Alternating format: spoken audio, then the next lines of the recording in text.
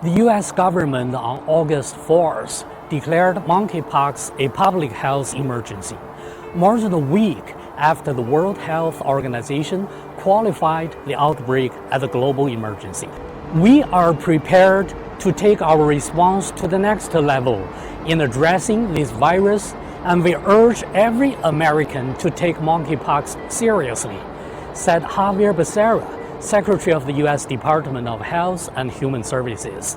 The United States surpassed 7,000 cases of monkeypox, nearly a quarter of the global total. New York, California, and Illinois, the top three states in terms of confirmed monkeypox cases in the country, have already declared state of emergencies in response to the outbreak. Some experts warn that the outbreak could not be contained only if the authority moves more quickly and effectively. Greg Gonzalez is an expert in policy modeling on infectious disease and substance use from Yale University.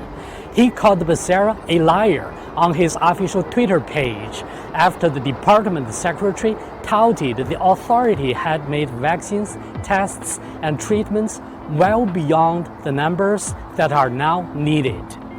David Harvey, executive director of the National Coalition of STD Directors, was quoted by The Guardian as saying that, unfortunately, delayed actions mean monkeypox spreading within the gay community and among other men who have sex with men.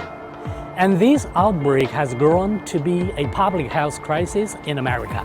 We are still in a very chaotic situation at the state and local level with an organized response.